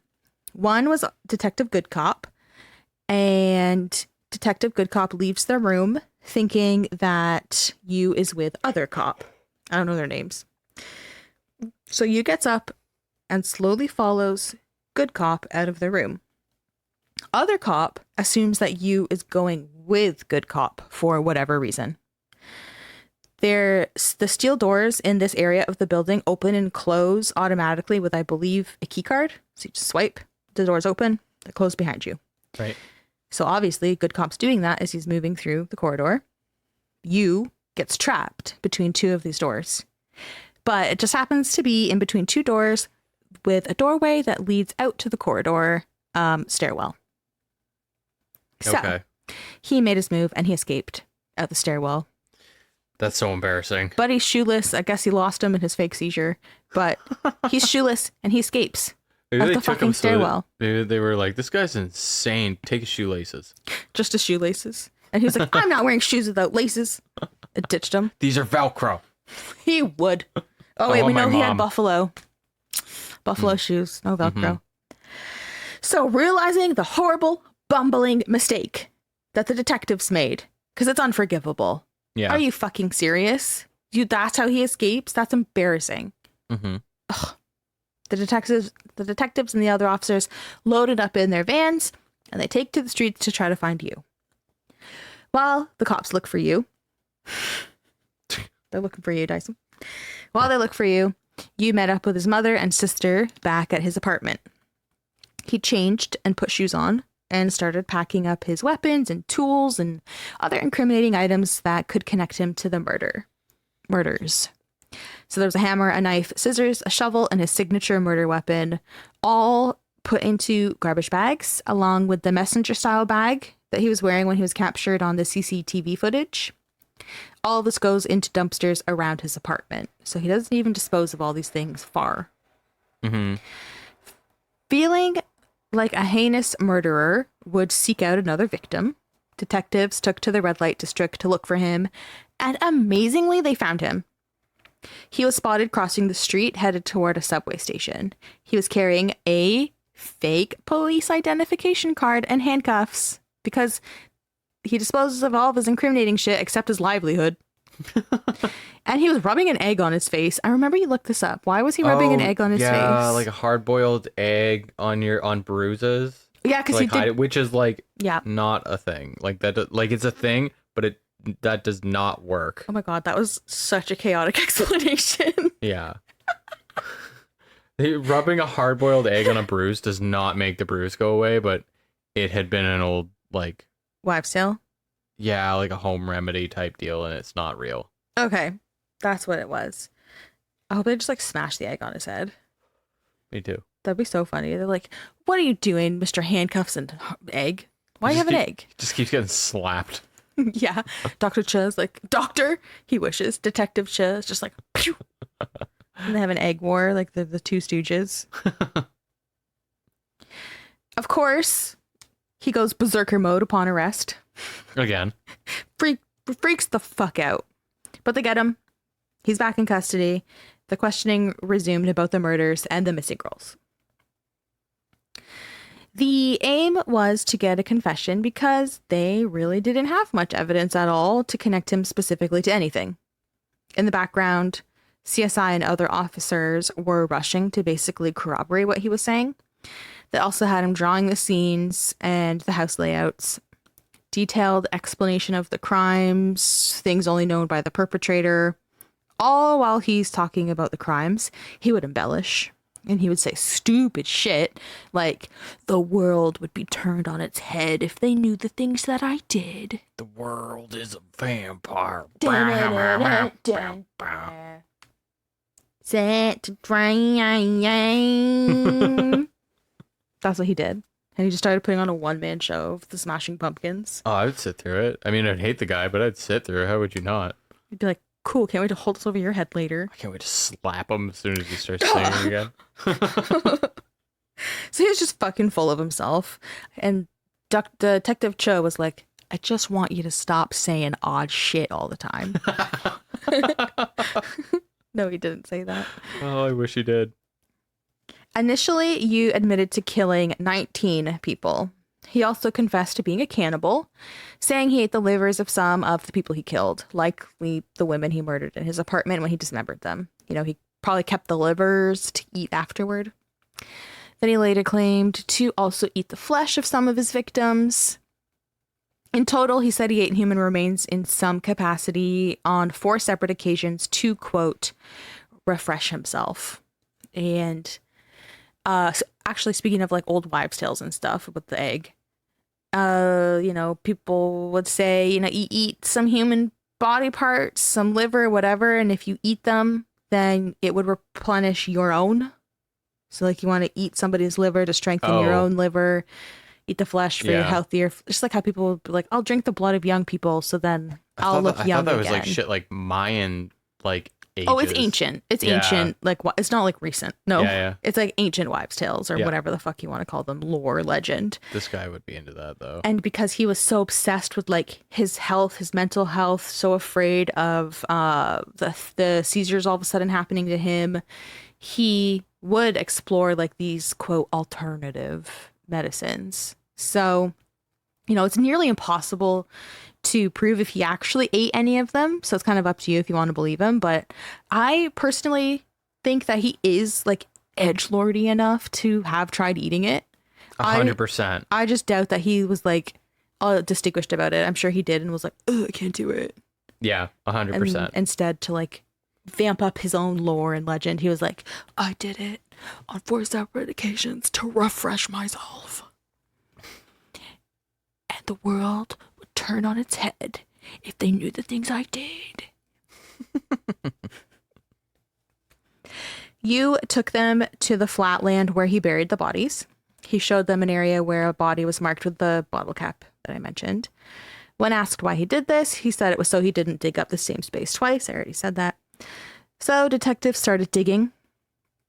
As soon as they describe it in that documentary on Netflix, as soon as they like broke ground, a torrential downpour came. Mm-hmm. And it did temporarily delay their efforts. But of course, the detectives are talking about how it's like they felt like the cries of the women. Yeah. And how they're finally being found. And it was like a way to punish Yoo, obviously, for what he did. And then the detectives for like taking long time to find them.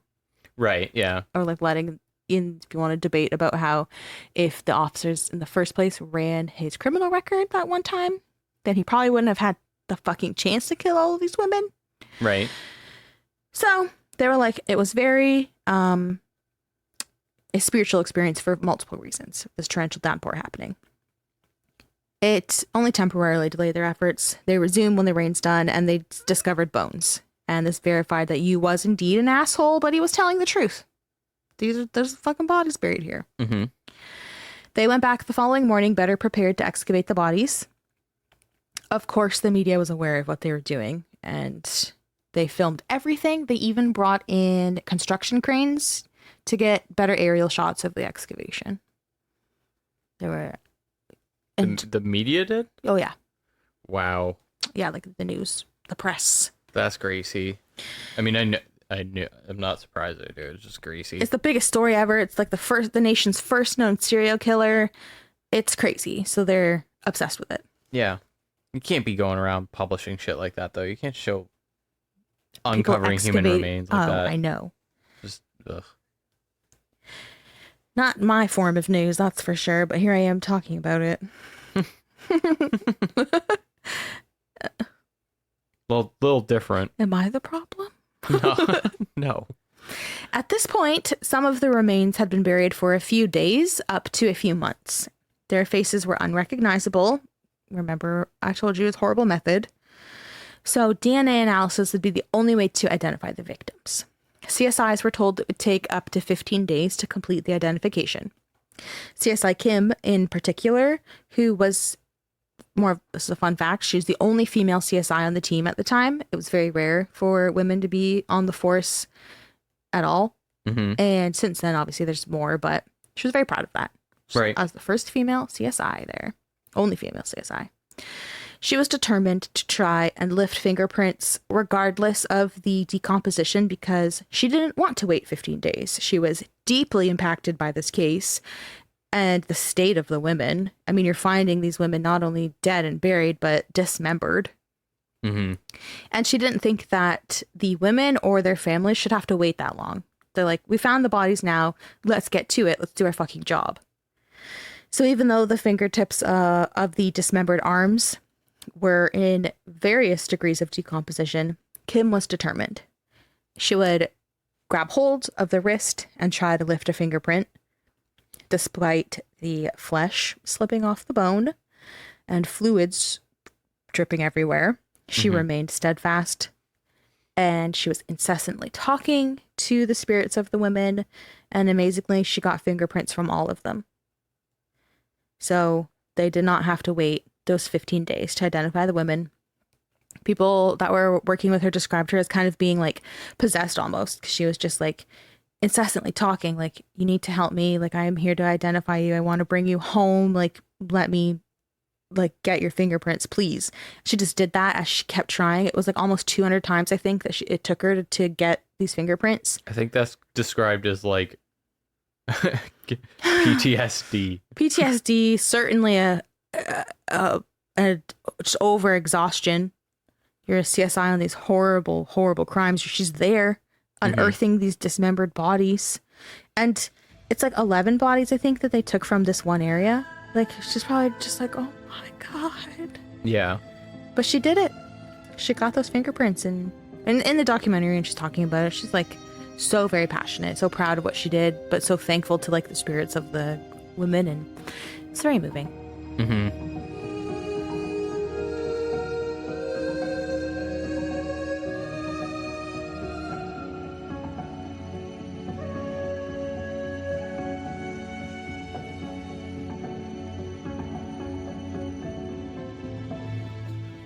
Ultimately, Yoo confessed to killing 26 people, but the list of alleged victims included several individuals that didn't match the pattern of wealthy seniors or sex workers.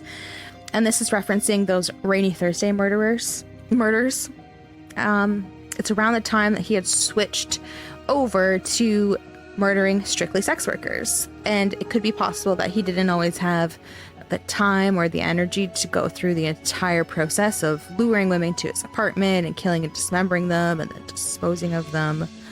So instead, he prowled the streets and struck when he could. So it is a theory that he was the rainy night murderer. But again, there was no evidence, so he was never officially connected, and these victims weren't included in his charges. Yeah, you got to go off of what you have, right? You can't just be like, well, this happened around that time too, and therefore... I know. Like, you can't just do that. That's and it's like, obviously you want... not a good idea. It's definitely not. And then like, oh my God, then we're going to keep prolonging it to get evidence on them. It's like, we know we have them for these. Obviously you want justice for those other murders, but let's stick with what we have. Yeah, those cases have to be solved on their own, because you can't give families of those victims like this false pretense. Oh yeah, just wait. We'll get to that. Oh no. You know, he was unhinged as hell. It's definitely possible he's responsible for those rainy night murders. He even admitted to having killed so many people he couldn't keep track, and he was probably missing victims or getting some details mixed up, but, you know. Yoo also confessed to killing a young woman who worked in a clothing store on February 6, 2004 in Imandong after he suspected her of being a prostitute. So he had approached her for questioning by pretending to be the police officer, and then he said he killed her. And this is like one of those random walking around just attacking women killings. The mother of this victim actually broke through a police barricade and rushed at Yoo while he was being escorted to the public prosecutor's office. So she was screaming that her daughter would still be alive if the police had captured him earlier. And she was holding an umbrella, which was apparently mistaken for a weapon. And to stop her, Detective Bad Cop, slapping guy, he kicked her in the chest and sent her down a flight of steps. Yep. And, you know, he claimed like, wow, I had my hands full. I was occupied holding Yoo. I didn't want him to get away. I thought she had a weapon. He fucking just yeeted her in the chest. He really did like Sparta kick her. And she flew down the steps. Yeah. It was really hard to watch. Like it was really hard to watch. She's a distraught mother, so the public was like, what the fuck? Yeah. Because it was captured on live television. And people are outraged that this is the behavior that a seasoned detective is giving a grieving mother who thinks this is the guy that killed her daughter. And instead of being consoled in any capacity, you're fucking yeeting her downstairs. Yep. And so the public was like, what the hell? Like, you're sloppy. You're a mess. You're an asshole. Yeah. It's not like you're the weirdest part is like you know how like you watch like I don't know if it's like called a perp walk or something where like cops are escorting. Yeah, perp walk. Yeah, cops are like escorting someone. Like there's usually like a circle of cops. Yes. And I swear to God, like when I saw you watching this, I saw this clip. Like it looked like they were all like in a line walking him up. Like no one really had his back that much, so that when they turned around to see this like woman there, the like detective was kind of like on his own and just like drop kicked her. Straight up. Instead of like having like a cop in the back in case, you know, someone charges at the perp, which would be understandable. There was a ton of people around. Like this guy didn't have to kick her. He could have let you go technically if he had to. Yeah. Nothing would have happened. Was he going to run into the crowd? There's hundreds of people watching this perp walk. Yeah. Like, it's stupid. I thought she had a weapon. because it was an umbrella, and it's not like it was a really slick black umbrella or something. It's like a design, a girly umbrella. Yeah. Like, also, she had to run up the stairs. You would have seen her coming. Yeah, he had a lot of time. Such a douche. Yeah, he was just being a dick. He's like a chance to kick someone. He's like, oh shit, I thought I weapon. My bad, guys. You want me to apologize? Call a priest. Oh my god, for real. You want me to confess? Get a priest in here. Jesus Christ. Naturally, after Yoo is arrested, investigators have to go to his apartment to look for evidence and conduct a search and all that good stuff. So he had a very clean one-room apartment in Nogosundong, Napogu, Seoul. There was well-ordered jackets and dress shirts. He had a potted plant, a fishbowl. It looked like a cute little place, you know? It didn't look like the room of a fucking serial killer. All the blood in the bathroom was cleaned up, and he had previously disposed of the weapons and that messenger-style bag. So there wasn't really that much evidence in the apartment anymore. So CSI sprayed luminol and found bloodstains everywhere in the bathroom. All over the place, even all over the ceilings, which still had little pieces of flesh on them and old blood. That makes sense because this dude's using a fucking hammer. He's using a hammer to bludgeon them, and then he's dismembering them. He said that at one point he tried dismembering a body with a chainsaw. So that is gonna send pieces everywhere. Yeah. You can be as diligent and meticulous as you want, but if you're using a chainsaw in a small bathroom, you're not going to get all of it. What a choice to even try that. How loud that thing would be, how messy that thing would be. We'll get into why he tried that. Okay. There's always the reason with this guy. Yeah. There was a black scrapbook lying on his bed that was full of all sorts of things. There was newspaper articles and personal notes on computers, furniture, stereos, expensive luxury cars, marksmanship. Like, the guy just had random newspaper clippings and interests, apparently.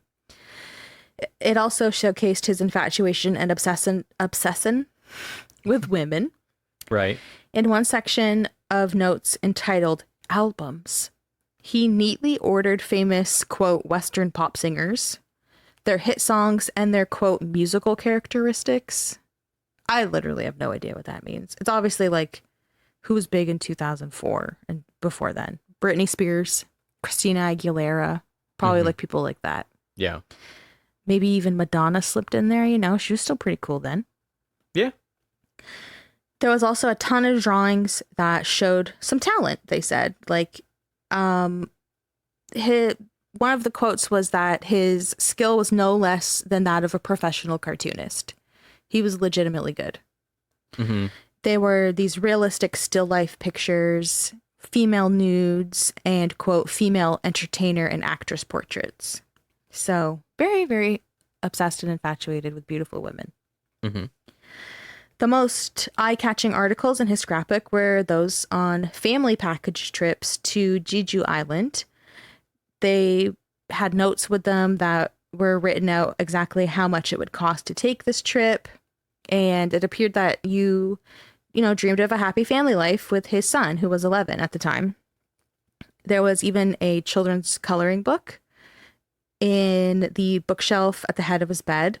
So it was his son's, obviously, but it was just this weird contrast for investigators to see, knowing everything he did and knowing what they did about him. He's this cruel, murderous monster, but he also seemed to like really love his son and care about his son.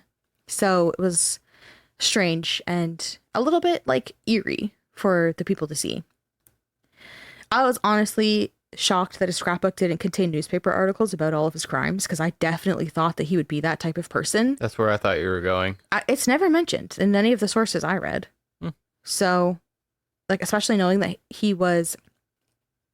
Maybe he ate it. Oh my God, true. When he went back to his apartment to meet his mom, he's just sitting there fucking scarfing down these articles. Jesus Christ. So it's just weird, especially knowing that when he's interrogated by police and the criminal profiler and stuff, he's clearly very proud of his crimes. He's equally proud of how the media had talked about the perpetrator as this like evil monster who was eluding police. Like, he had a huge ego about it. So it is strange to me that it was never mentioned if he had articles about himself. Movies were found in the apartment that led people to speculate that he patterned his killings after several of them, which is always the worst to hear. It's so cringy and like embarrassing when people do shit like this. They were described as his, quote, criminal textbooks. 3 DVDs in particular were found in the drawer of his computer desk. The Korean film Public Enemy. We watched the trailer for that, actually, because I was like, what's this about? Yeah. Sorry. In the Public Enemy in particular depicted the life of a serial killer.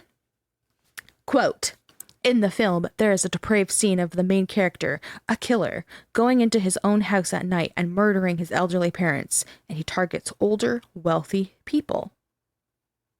Yeah, that's pretty on the nose. And then the rest of the movie is obviously just like this cat and mouse game between the killer and the cops, which is what he was like, I'm so proud of that. I eluded police for so long. Ugh, like a nerd. There was also the US films Very Bad Things and Normal Life. So in Very Bad Things, it's a dark comedy from 1998. And in it, basically, they accidentally kill a stripper at a bachelor party. So Christian Slater dismembers the body with a chainsaw. Oh, that's where that comes in. Yeah. Oh, okay. And you later claimed when he's being interrogated that he did this to his victims. He tried to dismember some of them with chainsaws. Because he saw it in a movie once. Yeah. In a dark comedy. Like, whoa, right over your head. Yeah. Maybe it was lost in translation, but still.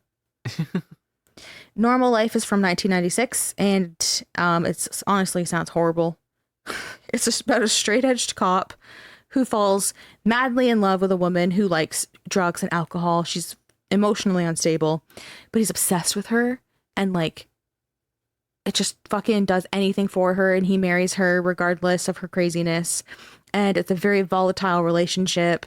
He's ultimately fired from his job as a cop. He's on the brink of financial ruin because he's willing to put himself in bankruptcy for this woman instead of live a normal life. And to afford her expensive lifestyle, he begins robbing banks. Like, it sounds like the corniest, stupid ass fucking movie. Yeah. Another movie found in his collection was Usual Suspects from 1995, which does have Kevin Spacey, who's a freak, but I will not turn against that movie. I love that movie. And in it, Kevin Spacey walks with a distinctive limp, and it's so that he seems disarming to people. Like, he couldn't possibly be a bad guy. He has this, like, they call him in the movie the cripple, which I know is like not PC, but he has a arm that, and he like bends his finger so it looks all cramped and stiff, and then he limps on his left leg, and his left foot kind of like points inward, so he looks like kind of fragile, like he could never do anything. Yeah. And you would imitate that exact same limp while he was doing his perp walks, you know? Oh my god. Like, it's the cringiest shit. And like, He's rivaling BTK here. oh my god, I don't know, I think BTK takes the award forever. He does, but I think so, yeah. it's like just the worst because Kevin Spacey's faking the limp in the movie. That's like the whole fucking plot twist. And so he is imitating it, but it's like, bro, you already caught. Like, the whole thing in The Usual Suspects is that they never catch him. He gets away. You're stupid. Read the room.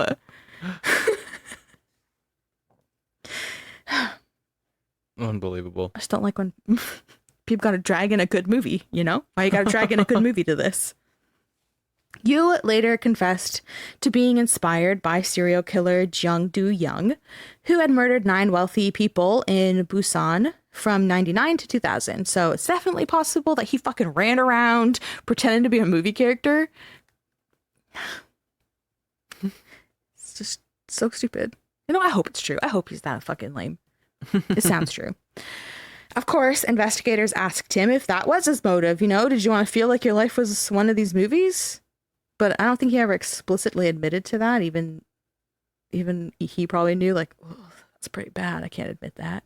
I'm going to be aloof about this. He just limps away. Instead, he said his motive was, as we know, to punish the sluts and the wealthy, fucking his whole spiel. Yeah. He said that he committed the premeditated crimes out of blind hatred and hostility. And he told police that he had once thought of killing his ex-wife, but dropped the idea because they had a son together and he didn't want to hurt his 11-year-old son by killing his mother.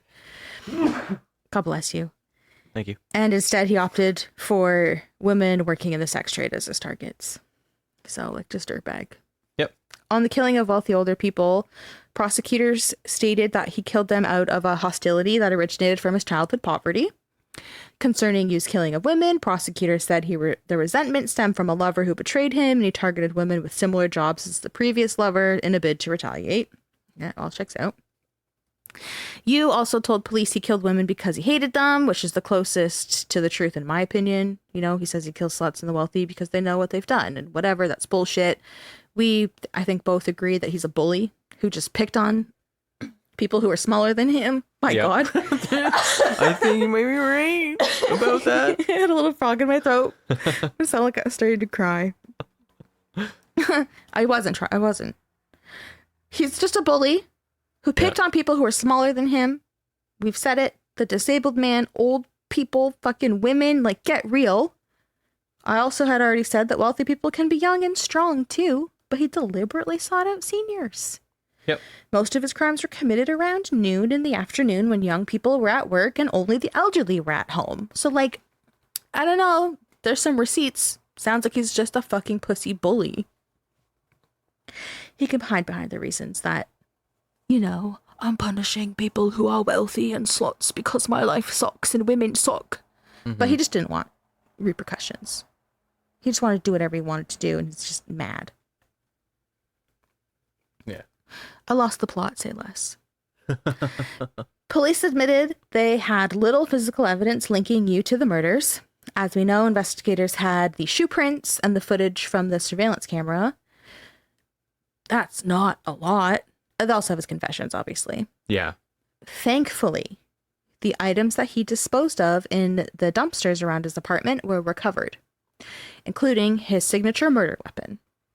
It was an 8-pound sledgehammer head with a unique makeshift handle, so the tool became a handheld weapon. Usually, sledgehammers have like a 2-foot at least handle. Yeah. But he had taken the head off and made its own little short one, so that it could be so he could wield it in a single hand. And exactly, and transport it easier, which that's not a thing that exists. So, of course, the investigators weren't looking for something like that. Mm-hmm. Visual inspections of the sledgehammer against the wounds of the victims showed that they were consistent, but in order to connect it to the crimes, you obviously have to have some sort of DNA evidence to link it to you or a victim, whatever. Even though he presumably washed and cleaned the sledgehammer, there were hopeful blood still remained.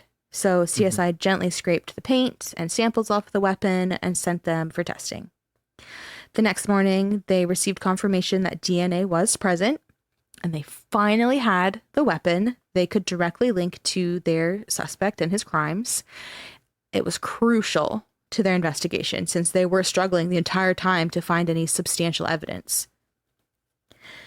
After all was said and done, Yoo faced charges of 21 counts of murder and 11 additional crimes, including burglary, impersonating a police officer, and hiding corpses. Hiding corpses, wouldn't that be like concealing a body usually? The way it's worded there. Yeah.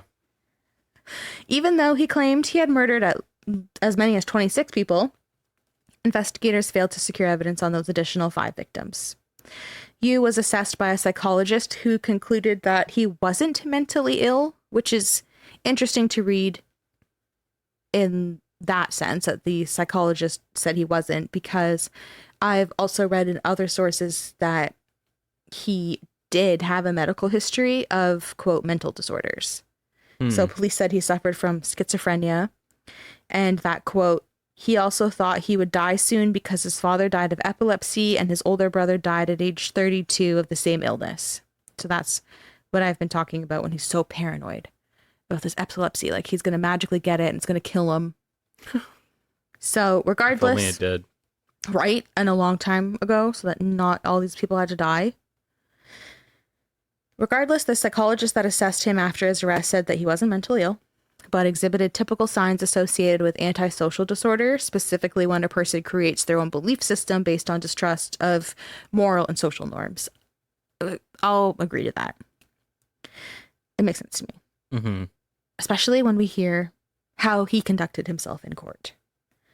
Yoo first appeared in court on September 6th, 2004, refusing to defend himself, declaring his intention to boycott the remainder of the trial. He apologized to the victims, but then boasted that he had no intention of stopping. And during his interrogations with the police, he said similar things. He said that he would have killed more than 100 people if he had not been caught. He just wanted that, like, notoriety, like, I'll kill 100 people, then I'll stop. When forced to return to court 2 weeks later, he lunged at the 3 presiding judges and recanted his confession for the February 2004 Imundung murder. That is the clothing store, the one with the mother who was kicked in the chest. Mm-hmm. So he recanted his confession for that. He refused to appear at the next court session on October 4th, 2004, after attempting suicide the night before. He again disrupted a hearing 3 weeks later when he tried to attack a spectator who cursed at him, which ended with Yoo signing a statement pledging not to cause further commotion. What the fuck? He's a fucking menace. He's not doing himself any favors. No. Which is like, you have to sign here that you won't do that again. Please sign here, sir. You sign. Mm-hmm. Sign here now. And I'm glad he's acting this way because, like, good. You're making yourself look like a fucking freak. Prosecutors requested the death penalty, which Yoo was pumped about. He thanked them, saying, quote, "My actions cannot be justified. If we live in a society where people like me can live a good life, there will not be another Yoo Young-Chul." He added he feels sorry for the bereaved families of the victims. So he's like, yeah, kill me. I'm fine with it. Sorry, but what I did. At the time he was arrested, capital punishment was permissible under law in South Korea, but it hadn't been carried out for 7 years at that point. It largely appeared that the death penalty would be abolished, that South Korea was working towards that, but following Yoo's arrest and upon the public hearing the gruesome details of his crimes, people were appalled, they're disgusted, you name it. And his case fueled the ongoing debate on capital punishment, with support for the death penalty growing since his arrest. Ultimately, he was convicted of his crimes and sentenced to death on December 13th, 2004 for 20 counts of murder. So he was charged and facing the charges for 21 counts of murder, but the murder for the woman in Imundung was thrown out. They had no evidence, and it didn't match the rest of his MO. Right. The Seoul Central District Court said, quote, "Murders of as many as 20 people are unprecedented in the nation and a very serious crime. The death penalty is inevitable for you in light of the enormous pains inflicted on the families concerned and the entire society," unquote. Prosecutors appealed the verdict to secure that 21st count of murder, but the lower court sentence was upheld on June 8th, 2005 by the Supreme Court. Although the death penalty is still permissible under law, it's not being carried out since December 1997. So Yoo is still in prison. He is detained at the Seoul Detention Center with the date of execution yet to be determined. Right. And there you have it.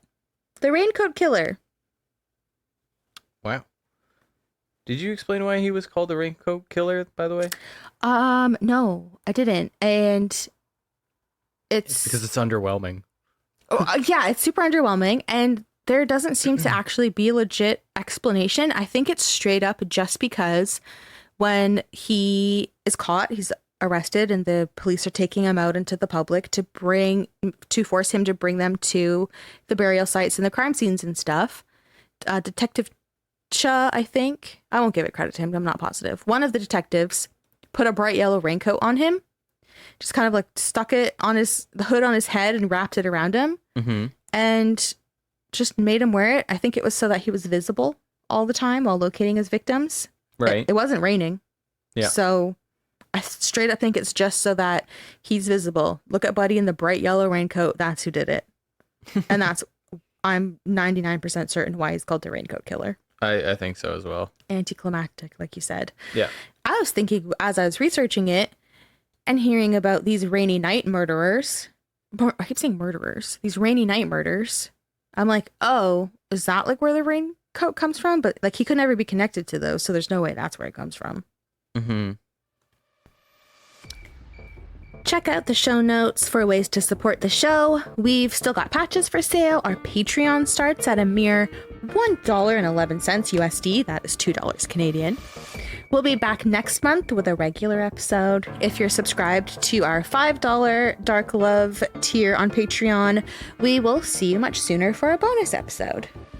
Thanks for tuning in, and we'll catch you on the dark side. Bye.